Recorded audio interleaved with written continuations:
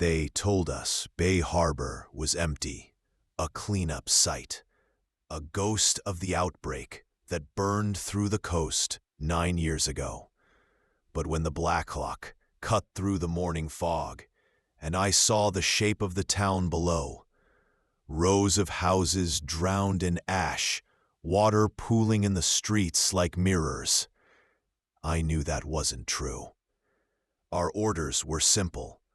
Retrieve the October 2024 patient files from St. Mark's Hospital and get out before sunset.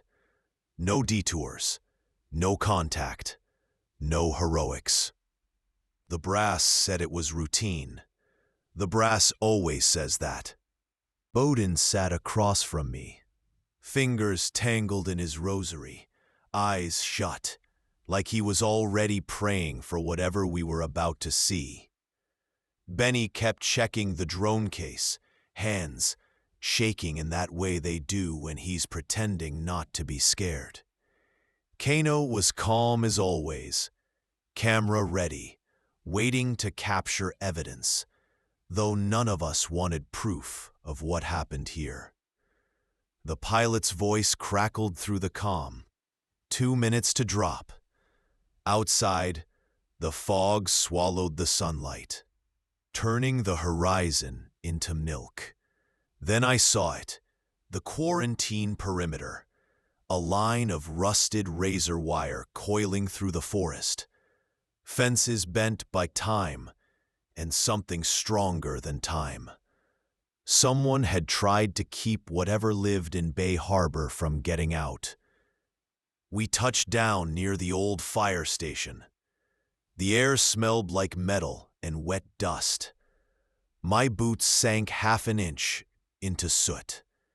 Silence pressed on us, not the quiet of peace, but the kind that listens back. "Clock starts now," Bowden said, marking our 6-hour window. The squad moved out, rifles up, masks sealed, eyes sweeping for movement. Every mission starts the same. Focus on the objective, keep chatter low, trust your gear. But even then, even before the first door, something felt off. The ground under the street looked disturbed, as if something had clawed from beneath. The drone feed showed drag marks looping toward the hospital. Fresh marks. I radioed the pilot to confirm the date of our intel. He hesitated before answering. Satellite pass was 3 weeks ago. 3 weeks. In a place that was supposed to be dead. That was the moment we stopped thinking of Bay Harbor as a ghost town and started wondering what kind of ghosts leave footprints. We moved past the wire and into the streets. Every house looked half erased, windows melted, doors bloated with rot, mailboxes fused shut by time. The fog turned everything the same dull color, like the town had given up remembering itself. The only sound was water dripping from gutters. No birds, no wind. Even our footsteps sounded wrong, as if the ground swallowed the echo before it could come back. Kano muttered that the air didn't smell like decay. It smelled clean. Too clean. That shouldn't be possible. 9 years after the outbreak, there should have been mold, carrion, something. Instead, it smelled like rain on metal. We passed a rust-red sedan that looked burned from the inside out. There was a skull in the driver's seat, a helmet fused to bone. The jaw pried open, as if mid-scream. Benny stopped to scan it with his thermal, and for a second, the display flickered. Heat. Faint, but moving. Then nothing. "Could be interference," he said. Nobody answered. Bowden found the first trail near the corner of Maple and 4th. Deep grooves in the asphalt, spaced wide, irregular. Something had been dragged, heavy. but not by hands. No prints, no boot marks, just a single continuous trench like a plow blade. We followed it, 3 blocks, until it disappeared under collapsed concrete near an old grocery. The walls there were dark, not with soot, but something wetter. The kind of stain that never dries. Then we saw the shapes. They weren't moving, not exactly. More like sleeping upright, fused into the walls and lampposts. Skin hardened into a shell of gray resin. The infected, or what used to be. They'd grown into the infrastructure, bone becoming rebar, veins turned to wiring. Kano whispered, "How are they still standing?" Nobody had an answer. The outbreak strain didn't preserve tissue like that. It consumed it, fast and brutal. Whatever this was, it wasn't the same infection we studied. It had evolved, learned how to pause itself, waiting for something. We kept moving, stepping around the silent figures. My suit's mic picked up faint static, not radio interference. Breathing. Slow, patterned, mechanical. "Benny, check your feed," I said. "Already on it," he muttered, fingers flying across the tablet. Movement. Northwest alley. Wait, that can't be right.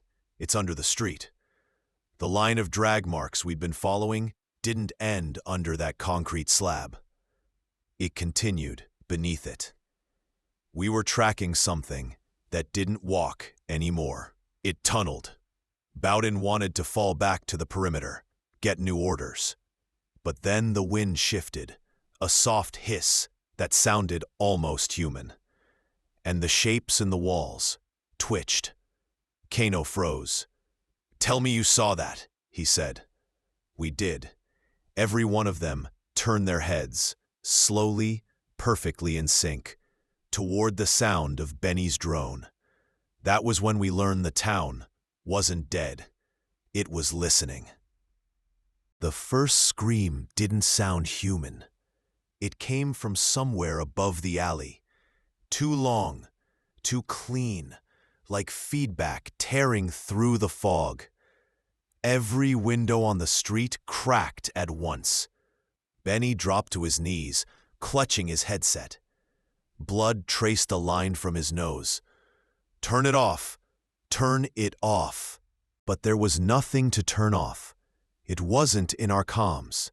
It was in the air itself. Bowden fired a single round upward. The echo bounced off the buildings, multiplied, and came back louder. A thunderclap that made the walls tremble. Then we saw her. She stood on the roof of the grocery store. Pale, thin, head tilted, like she was listening to something we couldn't hear. Skin stretched across her mouth, fused except for a thin slit where sound poured through. Every time she opened it, the air rippled. Kano shouted something I couldn't catch. The scream rolled over him like a physical wave. My visor display blinked red. Auditory trauma detected. "EMP!" I yelled. But Benny was already digging through the pack. He slammed the charge into the pavement and triggered it. The pulse cracked through the street. The noise stopped, just for a second. Enough for Bowden to get a clear shot. The figure fell. Or maybe she let herself fall.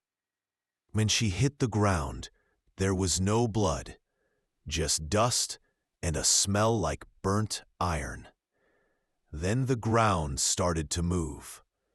Every body we'd seen fused to the walls began to vibrate, humming in that same low frequency she'd used.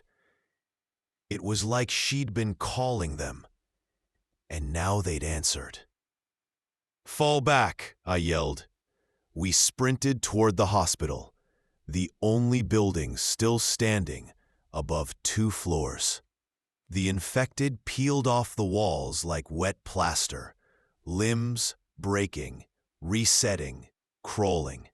Their joints clicked as they moved, not random, not chaotic, coordinated. Kano fired short bursts to slow them down, but each shot brought more out of the fog. The sound drew them. Noise was a signal.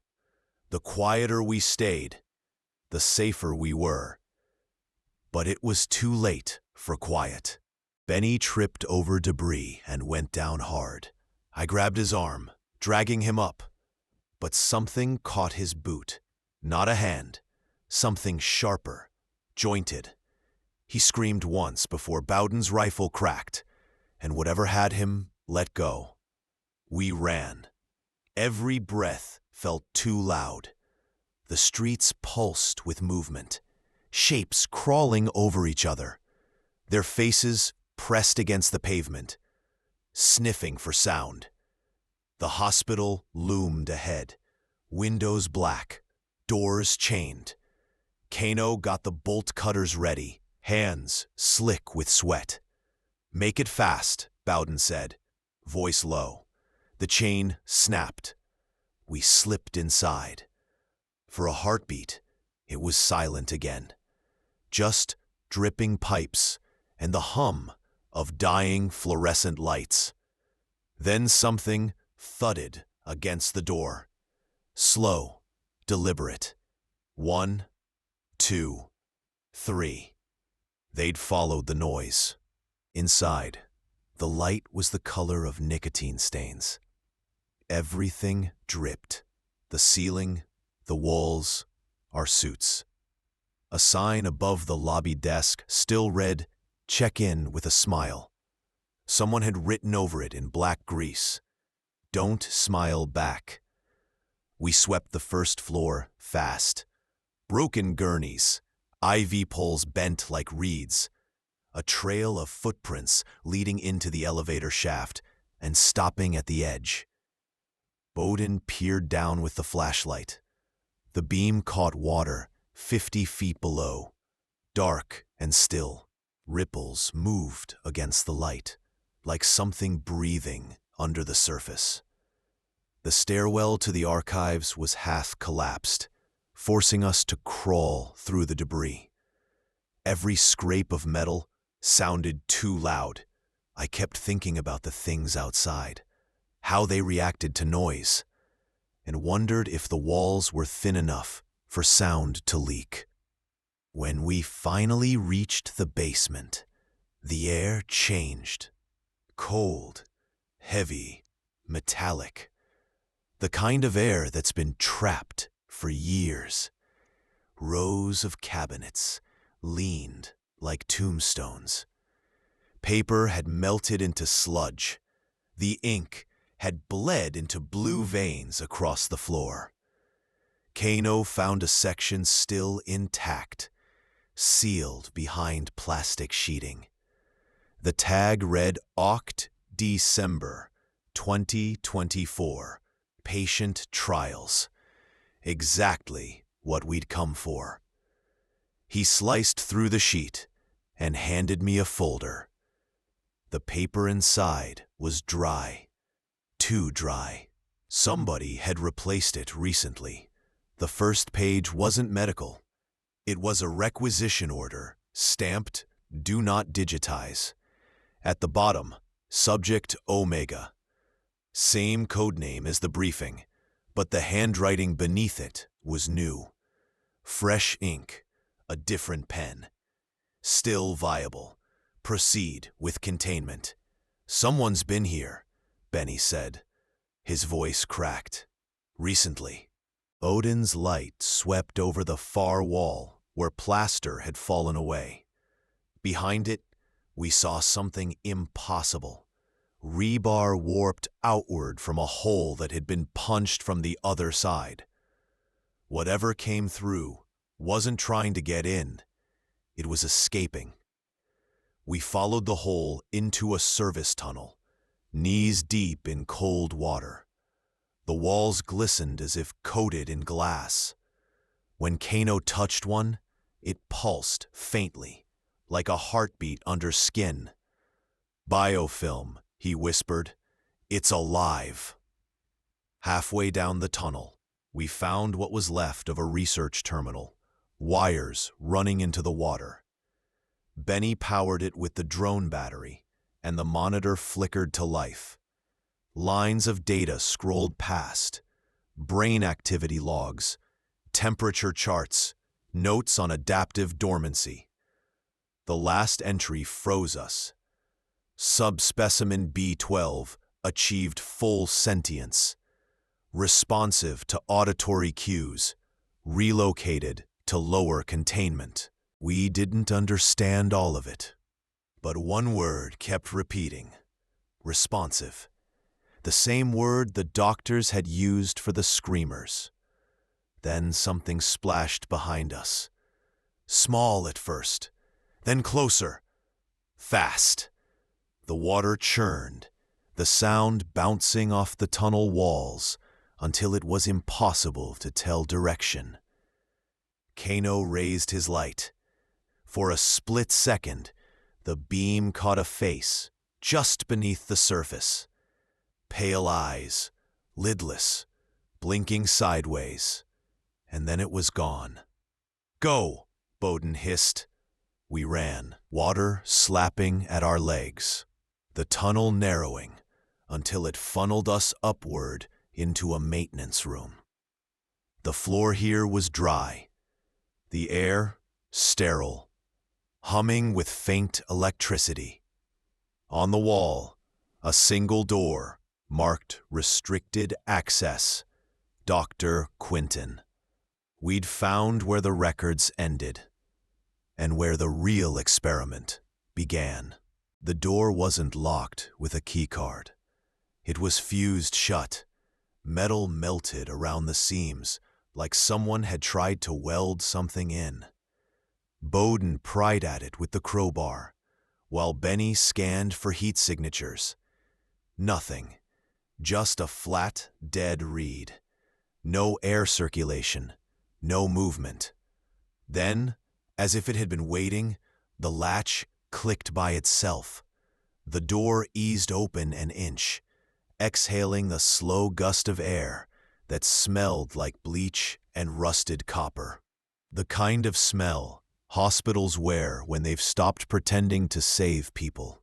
Inside, the silence was so thick it pressed against our ears.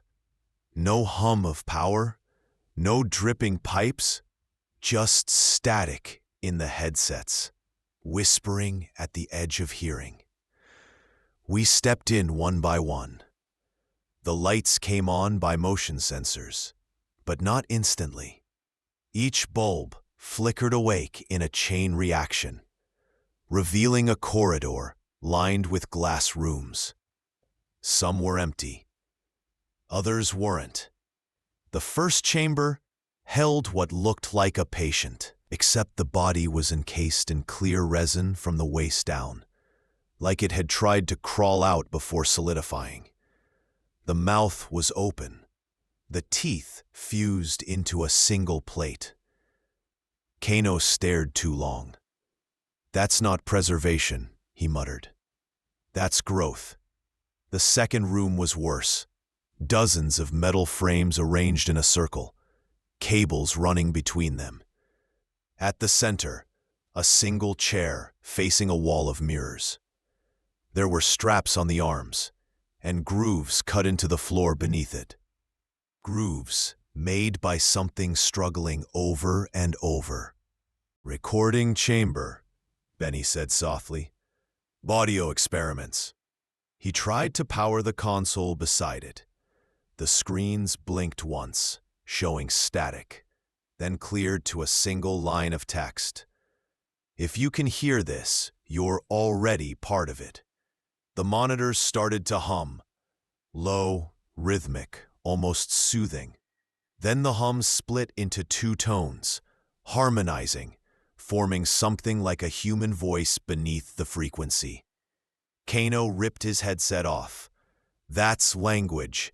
It's talking. Odin pointed to the far end of the corridor, where another sealed room waited.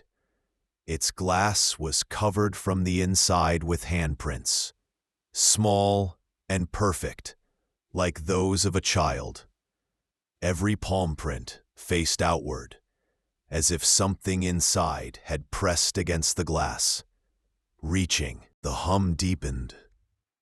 Lights flickered again. One by one, the monitors across the hall came alive, showing grainy footage. People in lab coats, whispering, gesturing to the central chair, recording decibel levels as a restrained figure convulsed. The audio glitched, but one line came through clear. It's learning the shape of our words. We backed away. The hum now pulsed through the floor. Something behind the nude wall was moving. Bowden raised his rifle. Whatever's in there, it's awake. Then every monitor cut to black. Except one. It showed a timestamp. Live feed. Cam 7 perimeter. Outside the hospital, the infected had gathered again. But this time, they weren't wandering. They were facing the building, standing perfectly still, heads tilted, listening. The noise had called them, and the source of it was right here, behind that final door. The hum turned into a heartbeat. Slow at first, then syncing with ours, until it was impossible to tell which was which. Every panel light on the walls began to pulse in rhythm, breathing in blue. Kano whispered, "It's using the power grid, like a nervous system." We moved closer to the sealed door at the end of the corridor, the one covered in childlike handprints. The temperature dropped with every step. My visor showed frost patterns crawling across the walls, fractal, almost symmetrical, too perfect for random ice. Annie ran the tablet's signal through the room's old network. For a second, the feed flickered, a lab camera view. The timestamp was 6 hours ago, not years, hours. On screen, someone was sitting in that central chair, strapped down, head lowered, a living person. Monitors around them spiked violently. A female voice off-screen said, "Initiating auditory phase. Subject Omega at 93% synaptic resonance." Then the recording broke into static, and the camera feed jumped to live. The chair was empty. Before anyone could speak, the final door unsealed with a metallic groan, releasing a gust of air so cold it burned. The room inside was round, windowless, lined with old speakers welded into the walls. And in the center, that same chair, empty, except for the residue, a thin film of gray material, like ash in the shape of a person. Kano crouched beside it, scanning. No DNA, no organic traces, just... He stopped. The ash started to vibrate. Benny's radio crackled, not with voices, but breathing. Then words, faint, layered under the static. "You brought the noise back." The ash lifted grain by grain, spiraling upward like dust caught in reverse gravity. It gathered above the chair, shaping into a figure that flickered between solid and translucent. Human, but not. Skin made of sound waves. Bowden raised his rifle. Target acquired. The sound hit before he could finish. Not a scream this time. A frequency so low it bypassed hearing and went straight into the body. My vision blurred. Teeth rattled. Every cell felt like it was shaking apart. Benny collapsed first, hands pressed to his helmet. Blood streaking. Kano managed to trigger another EMP. The blast shorted every light in the wing, plunging us into total darkness. But it also silenced the noise. For 1 second, everything stopped. Then, from the darkness, a whisper. Containment. Offline. Emergency strobes flickered red. The alarms didn't blare, they sang. A steady tone, rising and falling, echoing down the halls.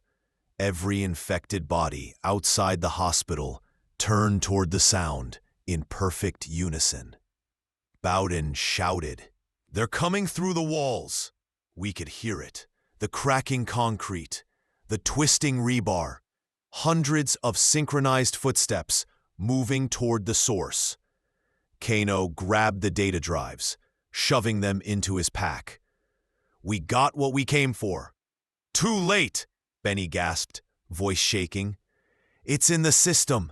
It's in everything." The red lights pulsed faster.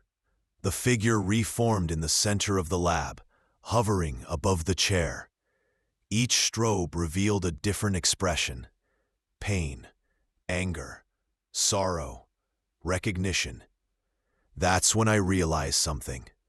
Omega wasn't just a subject. It was the infection, learning to listen. Every sound we made, every word, every breath, it remembered. It evolved through noise, rewriting itself through our voices. Bowden fired again, but the bullets evaporated midair, swallowed by the vibration. The figure leaned closer, mouth opening without sound. Then everything went white. When I came to, the hospital was gone. The others, gone too. Just fog and silence, stretching forever. My comms blinked once, a single message looping on screen. Containment breached, Bay Harbor classified as non-existent. And somewhere beyond the static, faint but clear, came the same whisper that started it all. "You shouldn't have listened." When they pulled me out 3 days later, the report said localized collapse, not containment breach. They called it a sinkhole, said Bay Harbor never existed. A bureaucratic erasure. The kind they use when the truth is worse than the lie. The recovery team wouldn't meet my eyes. Their suits were newer, sleeker, different division. They didn't speak, didn't ask what happened. They just scanned me for exposure, tagged me as non-critical, and moved on. I heard one of them whisper to another, "He's still hearing it." They weren't wrong. Even now, the hum hasn't stopped. It's under everything. The static on phone calls, the buzz of old lights, the low tremor before storms. Like it followed me back, waiting. I went through the data drives before they took them. Most of the files were corrupted. Blank headers, looping timestamps. But one folder survived. Q protocol. It wasn't research data. It was correspondence between Dr. Quinton and an unlisted entity known only as Division 01. Messages dating back to before the outbreak. One line repeated in every email chain. If the pattern learns language, the host will not remain human. Omega wasn't created in Bay Harbor. Bay Harbor was created for Omega. I handed the drives over to command and walked away. But the next day, the building was gone. Not evacuated, not burned. Gone. Every sign of it erased, as if the land had been replaced. Like the town itself had taught the earth to forget. That should have been the end. But 2 nights ago, my radio turned itself on. No signal, no station, just that same low hum, steady, familiar. I almost turned it off. Then, through the static, I heard a voice. Benny's voice. Clear as day. He said one sentence. It's awake in Denver. I don't know if it's real. I don't know if Benny could have survived. But I know this. Whatever we silenced in Bay Harbor didn't die. It migrated. And now, somewhere out there, a new signal is building. Quieter, smarter. Waiting for someone to listen. Because you can kill the monster, but you don't kill the question.